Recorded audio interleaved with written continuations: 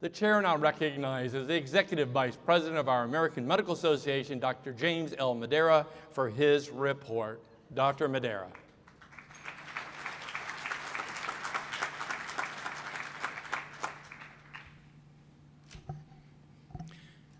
Mr. Speaker, members of the board, delegates, colleagues, happy birthday. It's our 175th anniversary, and the gift that we're giving to ourselves is being here together. Now, though we've navigated challenges since 2020, we should also recognize how fortunate we are. Imagine this same pandemic just 30 years ago. No mRNA platforms for vaccines, uncertain pathways for development for antivirals, no Zoom or Teams platforms, weak internet communications, primitive cell phones, no DoorDash or Instacart. As difficult as this has been, society was fortunate to have so many ways to mitigate the impact of this pandemic.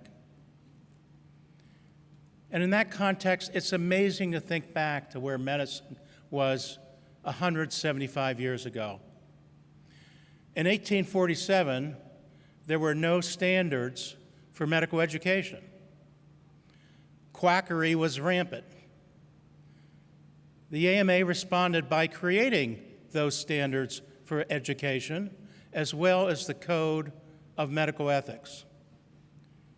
Tools that have served us well during the greatest public health crisis in a century.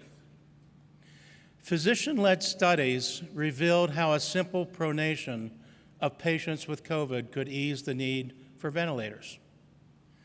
And physicians played a critical role in pushing back against the quackery and misinformation swirling around the pandemic.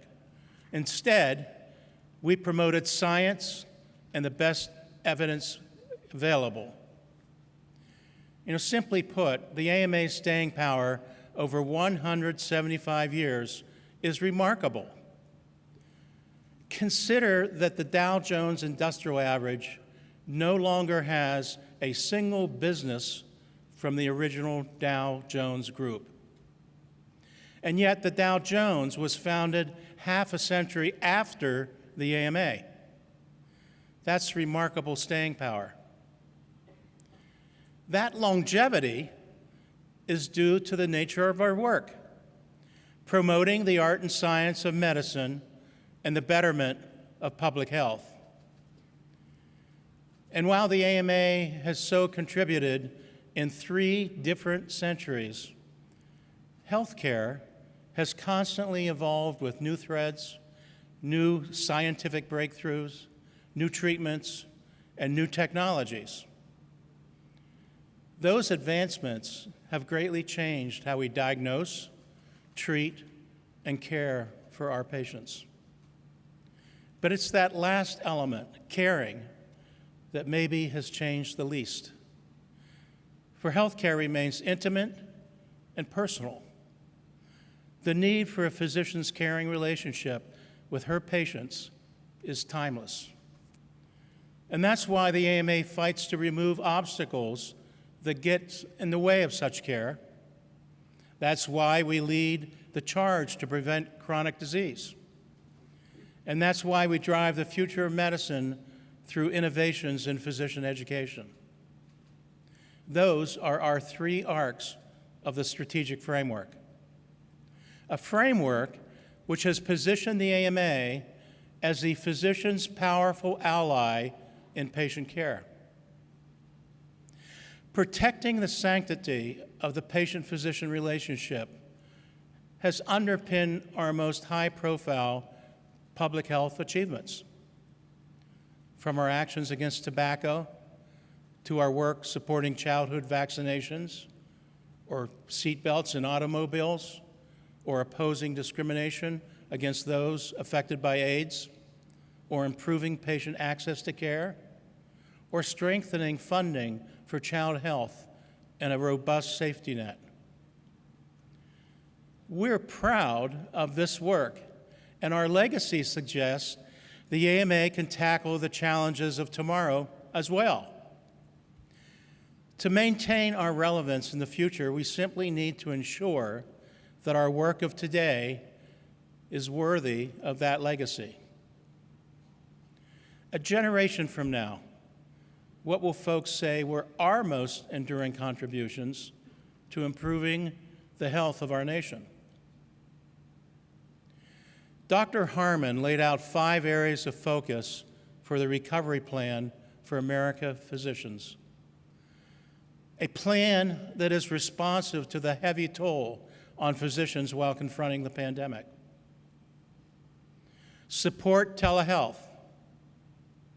Reform Medicare payment. Stop scope creep.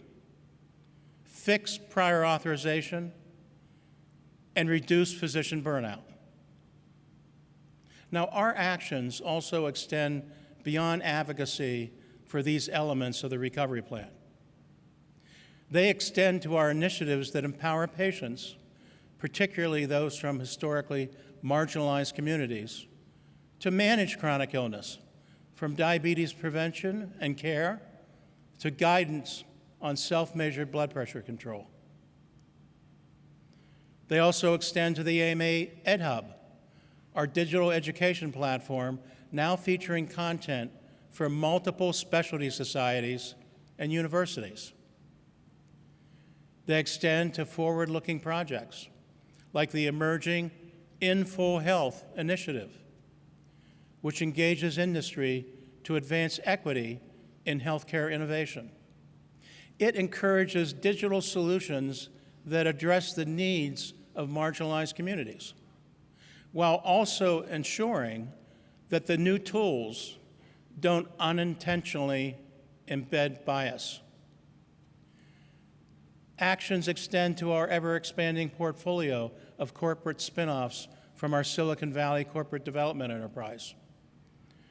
Health 2047 launched its 9th company this year, RecoverX, a venture which pairs AI and evidence-based medicine to provide optimized decision support tools.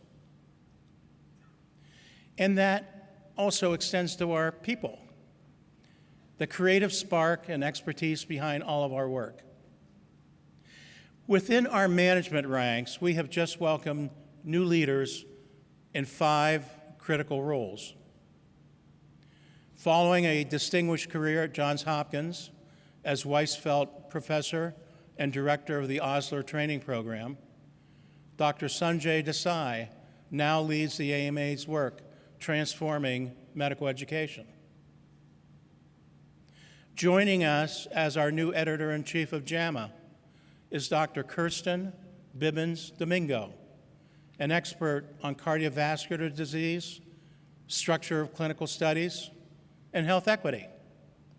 She is past chair of the Department of Epidemiology and Biostatistics, as well as the founding director of the Center for Vulnerable Populations at the University of California, San Francisco. She also served as past chair of the U.S. Preventative Services Task Force. Dr. Freddie Chen will lead our Health Science and Ethics Unit and joins us from the University of Washington, where he was professor and vice chair in the Department of Family Medicine, and previously served as a Robert Wood Johnson Clinical Fellow, as well as having roles at HRSA and serving as a Kerr White Scholar for Primary Care Research at the Agency for Healthcare Research and Quality. Lori Prestisator is our new Senior Vice President for Health Solutions, where she has led our sales and marketing efforts since 2018.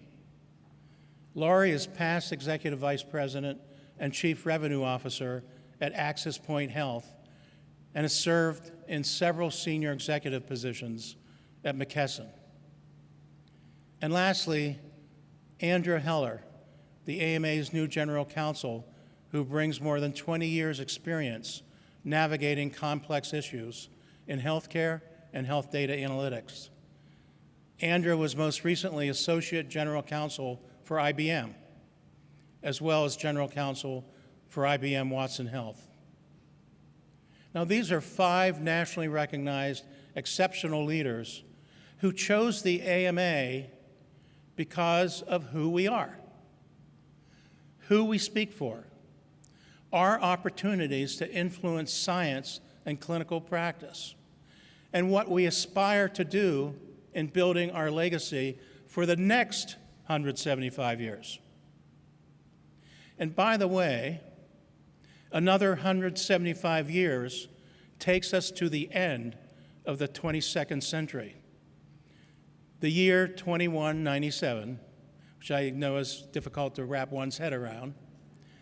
But even the early Star Trek Enterprise was to have taken place in the mid, not the late 22nd century. So imagine that. Nobody knows what our health system will be in another 50 years, let alone another 175. But I think we know that if physicians are not freed and better supported to spend time with patients, if we do not deal more effectively with the surge of chronic disease, and if we do not precisely educate physicians for the reality of the coming century, if we fail in those efforts, there isn't any model of healthcare that can work. And that's why I call these pre-competitive needs, elements that are needed for any health system to be functional and competitive. Physicians need this transformation, and they need AMA to lead it. Our patients also expect it of us.